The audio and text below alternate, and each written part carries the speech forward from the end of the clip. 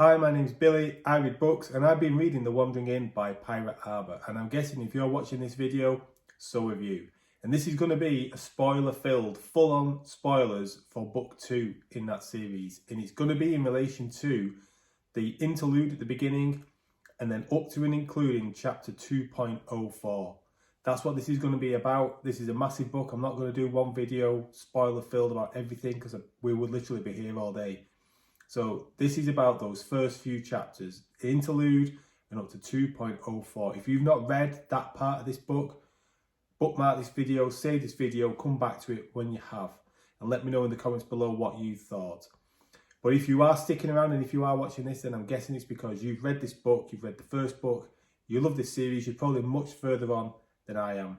And hopefully you will get some enjoyment from listening to me talk about what I've read, what my thoughts are, and seeing me on this journey through The Wandering Inn. And please let me know in the comments below what you think about what I'm saying, but please obviously keep it spoiler free. So full on spoilers as explained, starting in 3, 2, 1, go. So an interlude, and it's not the kind of interlude I was expecting, just from my limited knowledge of what I was expecting with this series, was because it's a web serial. I was thinking this is just literally going to be like a continuation from literally where the final word in book 1 ended, and the next word in the start of book 2 will be like literally the next word written.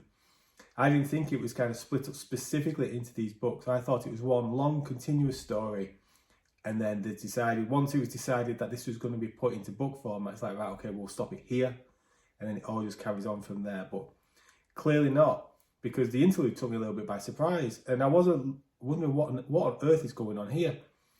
I was trying to work out who these people could be, you know, the usernames talking in the chat. Don't mind me, I've made a whole host of notes on my iPad. I will be looking at these as we go along.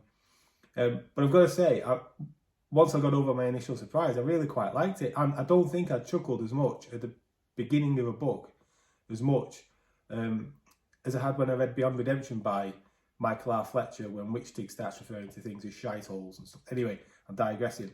But yeah, the lines from Batman, for example, the use of Batman, and I found that quite interesting that turns out to be Ryoka in the end. I hope I'm saying that name right. Yeah, some of those lines and comments did make me chuckle. But it was interesting to see how many other people are in the world, and obviously who'd come from Earth as such and are now in that world. Because that was something in the first book I was thinking about, was I wonder how many other people there are that are there. There's quite a few people or things that I mentioned in there as well. Floss, the King of Destruction, is mentioned, and I'm curious as to who that is. And just the way that ends, it was that was a decent beginning to the book, really, because I was thinking, what's this like Discord chat or WhatsApp group chat going on about? But just from within that, it raises so much more questions and introduces quite a bit. So then we get into the story proper, and Ryoka, again, let me know in the comments below if I'm pronouncing that name wrong. I don't listen to audio, so if I've got it wrong, let me know. She finds herself at the Wandering Inn and she meets Erin. And am I right that this was the first time that these two have actually met, or did they kind of almost meet in passing or briefly, but not know who each other were in book 1? But yeah, they meet eventually at the Wandering Inn, and it's a bit awkward to start with. And it's established that this is like 2 days after the end of book 1, basically, I think. And we established Ryoka was Batman in that chat, but then after like the frosty and like cold reception that they both get, and now it's all a bit awkward, I thought it was absolutely lovely that they both started to bond and get to know each other better due to the Horns of Hammerad. And I just thought that was lovely. And it made me remember those characters, or at least I thought I'd remember those characters, as I'll go on to later on.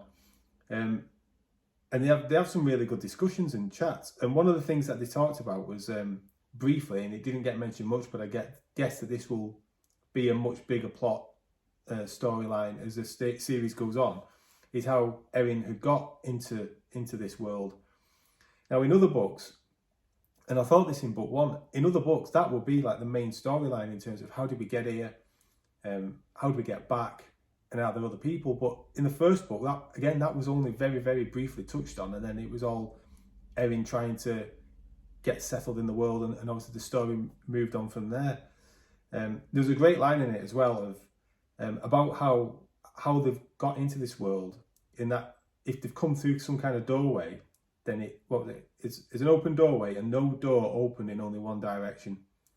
So is that going to be a storyline or a plot point throughout this, that it's like almost a two-way revolving door? Because I think Ryoka has a daydream about, you know, like more humans coming through into this world with tanks and guns and bombs and stuff like that, and the damage they could cause. So is that something that's going to happen maybe later on? Obviously, don't tell me, don't spoil me. This is me just thinking out loud.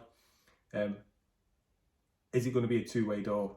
So then we get a lot of the characters from the first book who survived the battle entering the inn, and I was surprised. I mean, it's about a month or so since I read the first book. I am surprised at how much I'd forgotten in terms of who was who. Some of the Antinium, I was getting confused as to which was which, because the names aren't the most normal kind of names to remember really and picture, especially as most of them look the same as well. And so I had to do some research on the Wandering Inn wiki. So for example, I completely forgot who Captain Zavara was, but then as soon as I'd done some research, I was like, yeah, I can remember exactly who that person was. And then they have the chat. The Antinium produced that drink of theirs. Everyone gets literally paralytic, and then after a bit, Pisces comes back and he explains that they're alive. And I was thinking, well, who is alive? Is it the Horns of Hammerad? But how on earth can they be alive after what happened in book 1? And then it turns out that, again, pronunciation, I'm going to call her Seria, that she is alive deep in the ruins of Liscor. They go off to try and get some help in terms of to go down there and rescue them, and no one will help other than, and again, I chuckled quite a lot when I read this, a dirty necromancer, a goblin, an undead skeleton, an Antinium, an innkeeper, and a city runner go walking into the ruins. What a ragtag bunch of people to go into those ruins after what came out there in book 1. So by this point, I'd noticed that the chapters were different.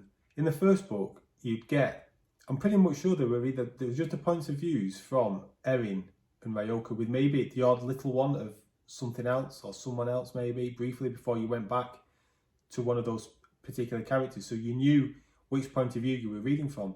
But so far in this one, that's not the case. There doesn't appear to be a specific point of view because both characters are together. And I was struggling at this point in terms of understanding which point of view I was following really, in terms of, is this Erin or not? And so far through this book, this has been a little minor bugbear of mine, because I was getting a little bit mixed up. This might just be a me thing because I'm just not used to it, and maybe as the story progresses, I'm guessing Erin and Ryoka aren't going to be together for the entire series, so they will split up. Other points of views may very well come around, which is absolutely fine. But at this moment in time, I was struggling a little bit. But they all enter the ruins, and as they go in, Ghazi the Omniscient is watching. Now, I don't know what to make of this character. I can't work out whether they're good or bad. I can't work out what the motivations are. I am guessing they have got this massive backstory. I know that's already been hinted at or referenced briefly. But yeah, can't work out whether they're good or bad, but I'm guessing they're going to play a major role in the story as it goes on. So they're in the ruins and they get attacked initially by some ghouls, and Ryoka doesn't get involved. She freezes pretty much. They manage to survive, and Erin throws a jar of acid. But she only had 2 with her. And I was thinking, with the attack that they were facing, I was thinking, why are you wasting one of those jars of acid? You've only got 2. What have you got? You've got some stones, you've got 2 jars of acid, and you've got your frying pans. You know what I mean? Don't waste the acid, you know. Because I think, was it just ghouls? I think the first attack was. They seem to be dealing with it relatively straightforward, I think. And then on the second attack, Ryoka is involved, and she kicks at some of the undead, and then her foot gets stuck in the rotted stomach. And I've not realised until they mentioned it that she's a barefoot runner, isn't she? So she's going in there barefoot, and she's kicking these dead creatures, these dead bodies, with a bare foot, and a bare foot's getting stuck in the inside of a dead rotting body. I mean, that is pretty disgusting. and she freezes up, but she's saved by Erin. And I was thinking about it at this time. It's like, I don't think she'd ever fought anything prior to this. Yeah, she's got full of bravado and she's had arguments and set twos and fights with humans, but not like in a battle or in a war or in a fight to the death or anything like that. And again, I'd not realised that. In my mind, I was thinking, yeah, she's this big badass, and yeah, she can certainly look after herself to a certain point, but not up to actually killing something. And I thought that was really good that got that home, and it certainly made me think and brought it home to me, just the difference between what had happened during the battle at the end of the first book, and that even though Ryoka had gone off on her own adventure and had her own issues and trials and tribulations, she'd not actually been in like a fight to the death. She hasn't had to kill anything at this point. And that's that mental element to it, that breakdown in terms of what it takes to cross that line. You might think it could be with anything, can't it? You might think you're the biggest, baddest, you might think you're really good at something, but until you actually have to step over that line and do something. So for example, think of first aid. You might think, oh yeah, I've been on a basic first aid course or whatever, and if someone, God forbid, someone starts having some breathing difficulties or whatever, yeah, I know what to do or whatever. But then when it actually happens in front of you and you actually have to do it for real, well, that's different. You might freeze, you might not know what to do, you might panic. And that's just something I don't mean this in a negative way, something as simple as giving first aid as opposed to fighting to the death and killing somebody. And the other thing as well with Ryoka is, other than being barefoot and having not killed anything before, she didn't have any weapons. And again, I'd not realised that. She was going in there with no shoes on, and no weapons, going into the ruins to fight all these undead, albeit she hadn't seen them from the previous book, didn't really know what she was facing. And there's a massive, massive sense of naivety there, isn't there? But I mean, why didn't any of the others think of giving her a weapon? Or did they and I just missed it and she refused? I don't know. But anyway, they start having various chats and talks. And there's, again, something that might be another plot point later on, talking about levels and classes within the world, about why Ryoka hasn't taken this on. And it said, like, it's like a game. What's the aim of the game? How would you win it? And who created it? I was like, that's a very good point. Again, is that going to be something? Is there going to be some bigger overarching character who created this? Don't know. It'd be interesting to see if it find out if it is. So then, after searching for quite a while, they don't find anything up until Ryoka hears a voice coming from one of the stone coffins, and this is after they found the dead bodies of the Horns of Hammerad. They've moved the stone lid, and Seria is found there in a pretty bad way, quite gaunt and thin and smelly, and then they mentioned about a hand from what happened in the first book, and they describe it as a skeletal hand and arm. So in my mind, what I'm thinking is, it's like, what, sort of like from here up, there's no skin on her arm. Is that just all bone? It can't just be all bone. There's got to be some skin on there and like sinew and stuff like that. So is it just like all the top layers gone or something? Will that kind of semi-heal? I don't know. It can't just be bone, because I don't know. How would you move it? But anyway, I don't know. I'm struggling trying to work out what that is. Just picture that in my mind. I've got an idea, but not 100%. Let me know what you think. Is it full on skeleton, or is it just like down to sinew kind of? And I mentioned in the first book about early on in this video about how I forgot who some of the Horns of Hammerad were. Olisem, again, don't know if I'm pronouncing that right. He appears, and I had completely forgotten about him. And I think it turns out so would everybody else. They just thought he was dead. They didn't know he'd gone down there with them. So yeah, they have that reunion, and they're all happy, and they realise that the pair of them stink because, bodily functions when you're trapped in a coffin for 3 days. And they look to then start getting them well enough and getting them fed to be able to get out of the ruins. So they're having various chats, and Pisces uses some magic on Ryoka's phone, and the chat conversation from the interlude is brought back up again.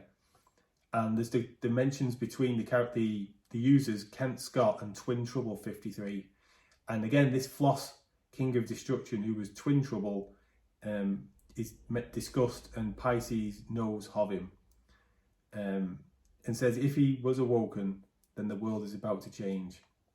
And he gives a little bit of a story about him, a little bit of backstory. He was the king who was once poised to rule over half the world, but he abandoned his kingdom for 20 years. Now, was this mentioned in book 1? Or am I getting this mixed up with a completely different book? Because as soon as he was talking about this, something like a bell went off in my head, and I was like, I'm sure I remember something like this. Was this mentioned in book 1? Please let me know, so don't feel like I'm losing my mind and I'm conflating two different books. But as they're leaving the ruins, they discuss where all the surviving undead had gone to, and they summarise that something else had called them away. And then they realise about the empty treasure room, and they're thinking that whatever's called the undead away has stolen all the treasure. So again, what's this thing that can control all the undead? Because they mentioned about how powerful the Crypt Lords were, but they couldn't control all these undead that just splinter off into different directions. So is it something the same as, was it Skinner? Was that what it was called in the first book? Is it going to be something along those lines? Is now controlling the undead? Is this going to make an appearance again? So they eventually get out the ruins, and Relk and Captain Zavara are outside with some of the guards, and also Ghazi, the omniscient, I can't say that word, Ghazi, approaches and then stabs Captain Zavara in the stomach, and then has this scroll with shining golden letters and says that she's been waiting for both Erin and Mayoka. I'm like, what on earth is going on here? What's all this about? What has Captain Zavara done? That means Ghazi has got to stab her. Why not just give the scroll to Erin and Mayoka? And why Ghazi's met them both before. Certainly I know she's met Erin before. So why has she had to wait for both of them together? And she's seen them all go into the ruins, so why didn't she go and get them before they went into the ruins? Just give them the scroll then. I don't know. But that's where I'm up to. This will all no doubt become known to me as I go along. And that is it up to chapter 2.05. So there's already, just in these first, 4 chapters, lots gone on, lots of potential plot points explained. And yeah, it's been good fun. I've enjoyed it so far, and I'm looking forward to carrying on with it. So we'll see how this goes in terms of if anybody watches it, if there's any interaction or whatever, and hopefully there will be. I'll do another couple of these and see how it goes. Let me know what you think. Please keep any comments spoiler free, and I'll see you again in the next video. Take care. Bye bye.